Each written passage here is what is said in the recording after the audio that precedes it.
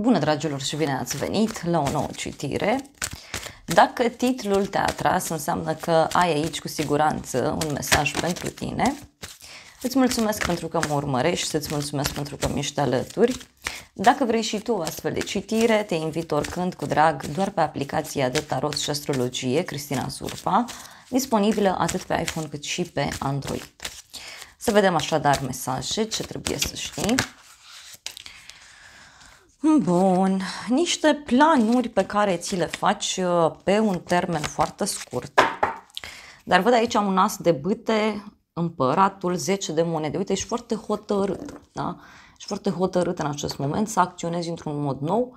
Mai văd de asemenea o persoană îndrăgostită sau o persoană foarte pasionată de un anumit lucru. Ce mai văd e faptul că mai simt aici energia unei persoane care poate să fie puțin agresivă. E cineva care e ca și cum pune, nu știu, ridică bâta, da? Ridică agresivitatea asta la o cotă mai maximă. Este vorba despre un personaj foarte dur, foarte sigur pe el. E vorba de o persoană stabilă, e vorba de o persoană pe care tu te poți baza în acest moment. 3 de bâte, da? O primă victorie, o primă bucurie. 3 de bâte poate să însemne și un moment în care, uite, pui un pas înainte, poate să însemne 3 de bâte și o primă deblocare, dar poate să însemne și faptul că lucrurile văd aici că avansează destul de repede. Regina de monede, o legătură cu o zodie de pământ, Taur, Fecioară, Capricorn. Ce mai văd, uite, e un moment în care te îngrijești foarte mult de tine, de alimentația ta, de stilul tău de viață. Pentru unii văd că sunteți într-un moment în care vă concentrați foarte mult pe partea aceasta financiară, pe partea aceasta de bani. Hai să vedem despre ce e vorba.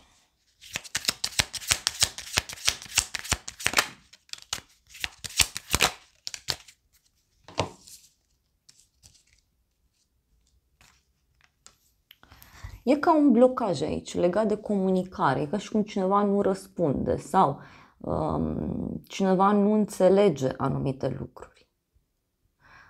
Mai poate să fie și o perioadă în care pur și simplu simți nevoia să iei pauză de la tot, simți nevoia să te odihnești, simți nevoia să te relaxezi.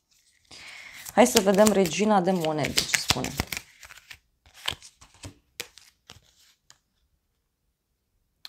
Avem copilul și răscrucea de drumuri. Deci, parcă e o persoană aici care nu știe ce să facă, nu știe încotro să o apuce, nu știe ce să aleagă. Mai poate să însemne și o bucurie pe care o ai în legătură cu această persoană nouă. Sau, pentru unii, poate să însemne și un moment în care e ca și cum aveți grijă de mai multe lucruri în același timp. Dar ce mai văd aici, uite, un noroc pe care îl ai. E un noroc legat de o pasiune pe care o ai sau pentru unii poate să însemne și o persoană care e puțin instabilă. Ia uite, avem sfârșitul, da? Deci e cineva aici care e foarte hotărât în legătură cu acest sfârșit, în legătură cu această eliberare.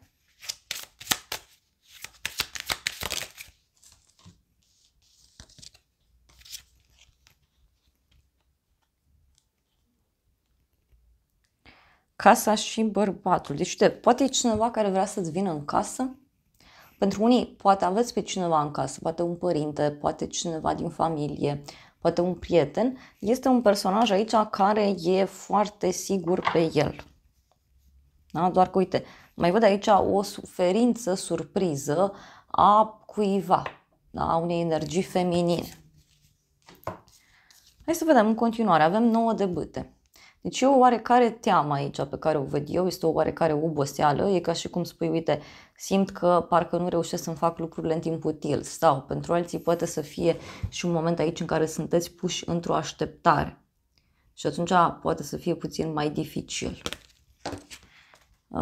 Atenție pe sănătate în momentul ăsta, da? Văd o supra-solicitare.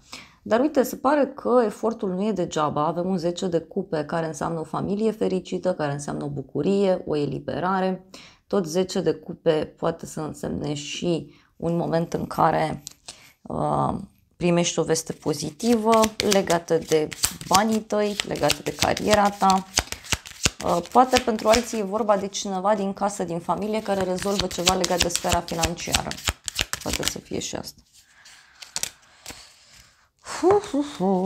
Bun. Avem femeia și surpriza.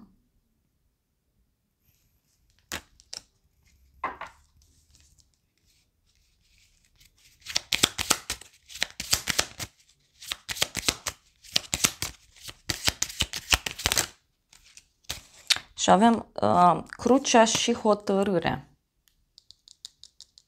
Poate să fie pentru unii, atenție, și o hotărâre divină sau o hotărâre undeva într-o zi sfântă, o zi mare. Mai văd, bineînțeles, și un sacrificiu pe care cineva îl face.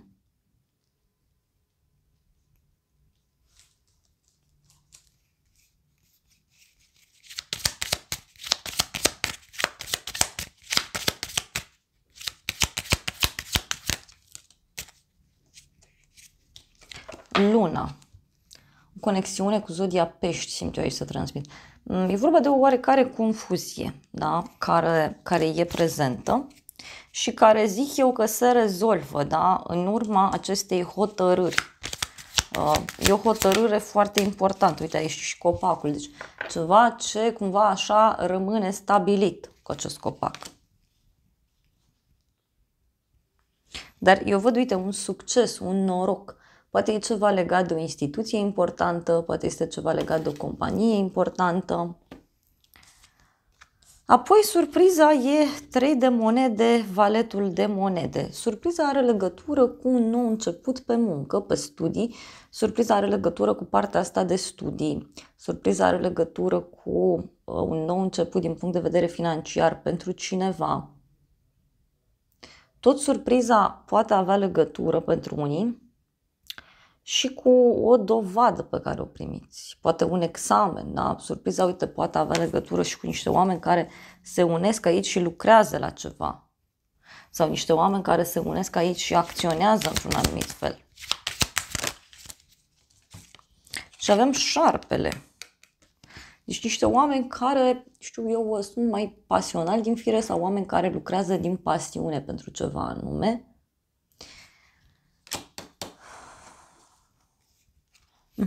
Dar văd o persoană vicleană și un drum.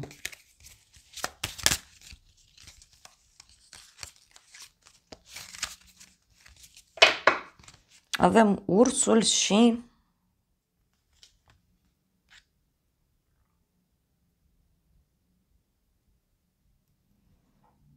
pedeapsa, da? Deci poate să fie vorba despre o persoană importantă care e pedepsită.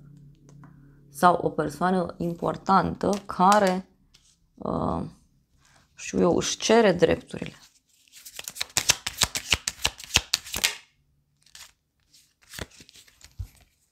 Și avem aici niște vești, mesaje.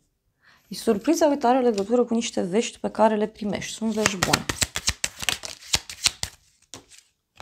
Și avem vulpea. Deci poate are legătură cu o persoană ușor vicleană sau are legătură și cu o persoană mai inteligentă din fire. Dar parcă e o problemă undeva, la un loc de muncă. Acum nu e neapărat să fie la tine, nu știu, poate auzi de cineva din jurul tău, da, că are niște probleme în acest sens. Hai să vedem ce spun aceste cărți cu surpriza, vreau să văd. Ei, o relație, da? Surpriza, uite, pentru unii poate are legătură și cu dragostea. Este o persoană puternică, hotărâtă, doar că e cineva care are momente în care vine în viața ta, stă, are momente în care pleacă din viața ta.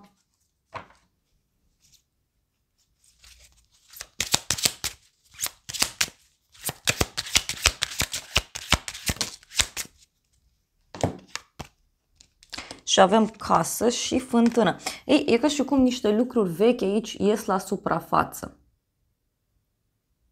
Niște lucruri vechi ies la suprafață și posibil, da, să rămâneți foarte surprinși de aceste lucruri. Avem inelul, biciul, călătoria.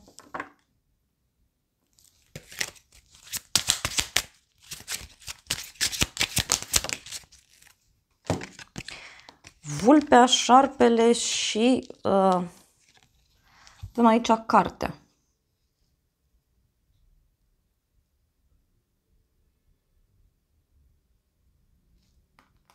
Deci o persoană vicleană. Poate ceva legat de acte sau poate ceva legat de a descoperi pe cineva sau de a descoperi ceva anume.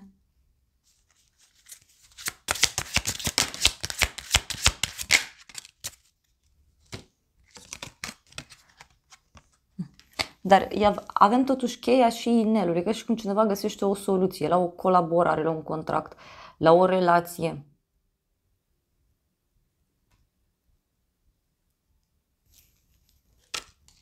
Cineva, nu știu, ascunde ceva, da? Și lucrurile astea sunt dezvăluite. Și uite, e un noroc aici care are legătură fie cu un copil, fie cu o persoană mai tânără. Pentru unii poate să fie și un noroc pe care îl aveți legat de o nouă persoană, da? Este cineva nou pe care îl cunoașteți sau poate să fie un coleg nou la locul de muncă sau o schimbare care apare într-o situație anume. Și avem bărbatul. Deci e o energie masculină pe care eu o văd aici și care este în centrul acestei surprize. Uite, e lupa, da? Deci cineva care se uită mai atent, cineva care caută informații, cineva care e atent la fiecare detaliu. Hai să vedem ce zice și tarotul meu în situația asta. Ei, tarotul meu vorbește așa, despre o companie plăcută, o pagubă, o pierdere și noutăți la drum lung. Deci cineva care are parte de o pierdere, o pagubă, o ceartă, o problemă.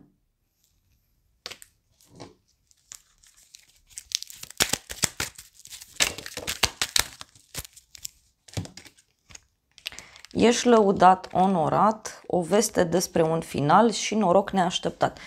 Pentru unii poate să însemne și că ceva se finalizează mult mai repede față de cum v-ați imaginat voi sau ceva se finalizează mult mai repede față de cum v-ați propus. Dar e cu un noroc foarte mare. E ca și cum cineva aici vrea să facă ceva mai puțin plăcut, da? Și până la urmă iese ceva de 10 ori mai bun. Pentru că, uite, avem scrisoare, bani mulți, comunicare, cununie, relație. Deci, poate pentru unii, eu simt că e vorba și de partea profesională în cele mai multe cazuri. Poate ceva legat de bani, poate ceva legat de încrederea în voi, stabilitatea voastră.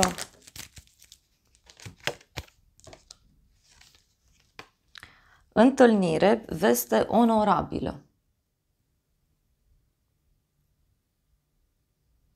Deci surpriza are legătură cu o întâlnire. Întâlnirea asta nu e neapărat fizică, poate să fie online, poate să fie o conversație la telefon.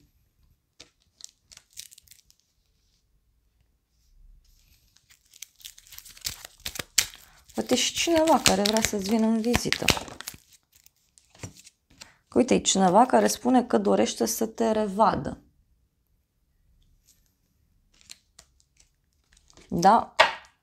Cineva care are niște piedici, are niște probleme. Uite, e o persoană cu probleme în suflet. O persoană poate cu probleme în dragoste. Ia să vedem noi aici.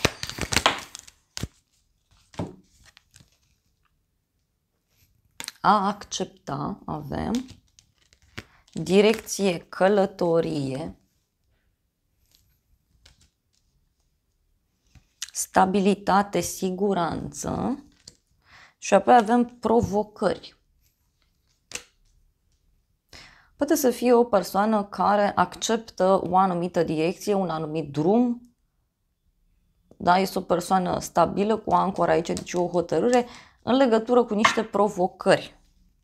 Și aici avem justiție, documente, iubire, o nouă iubire și o femeie supărată.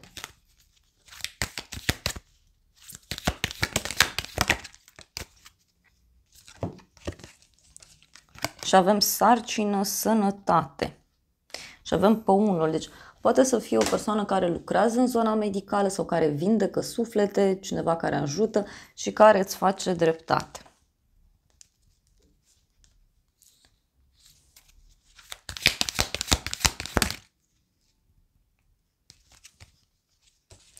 Ciclu, schimbare, noroc și bani. Deci tot mi se arată chestia asta. E ca și cum lucrurile merg într-o anumită direcție, da? Văd o schimbare și văd noroc. Noroc pe bani, noroc pe partea materială.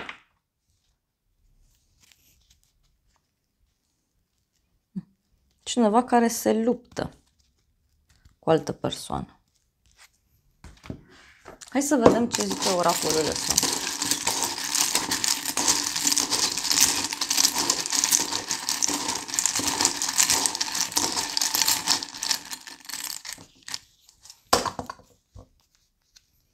Întuneric, nu în culoarea negru, te vorbește cineva de bine, luna mai, cifra 5, zodia Taur, zodia Gemeni. Avem elementul aer cu mesajul noutăți plăcute. Avem libertate, spirit. Iar apoi avem cifra 22, numărul 22, mai bine spus, o zi plăcută. Deci e o zi foarte plăcută, e ca și cum din întuneric să face lumină.